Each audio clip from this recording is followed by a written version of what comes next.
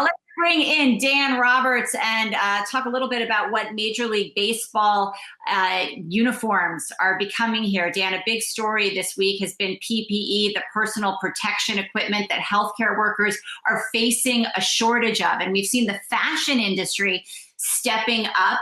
What's happening with the sports industry?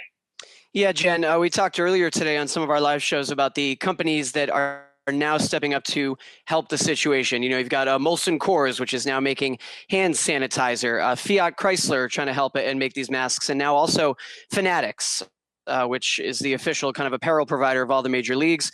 So that company has a big factory in Pennsylvania that normally is where MLB jerseys are made. So now the company yesterday coming out and announcing that in partnership with Major League Baseball, they've halted manufacturing baseball jerseys, which of course makes sense right now. You don't have baseball. And in fact, this news has to make you wonder how much longer you won't have baseball. Maybe they're starting to see the writing on the wall. But instead, that factory will now be making protective gear, masks, and also gowns for hospital workers. And look, I think you're going to see a moment, and it's going to happen very soon in the next few days rather than weeks, where any company that has manufacturing capabilities is going to feel pressured to take this step. I mean, if you're not helping out in some way, I mean, look, today you saw President Trump calling out Mary Barra on Twitter.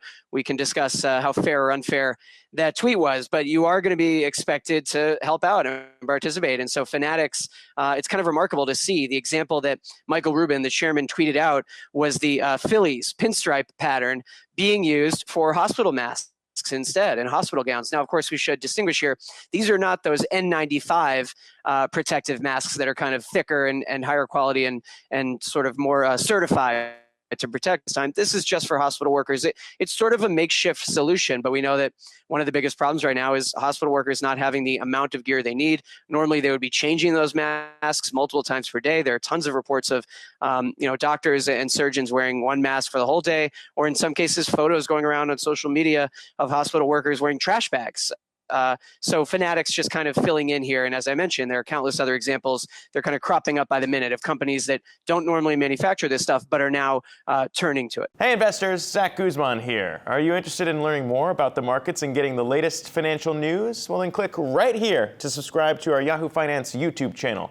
Get the latest up-to-the-minute market analysis, big interviews in the world of finance, and information on how to manage your money every day wherever you are.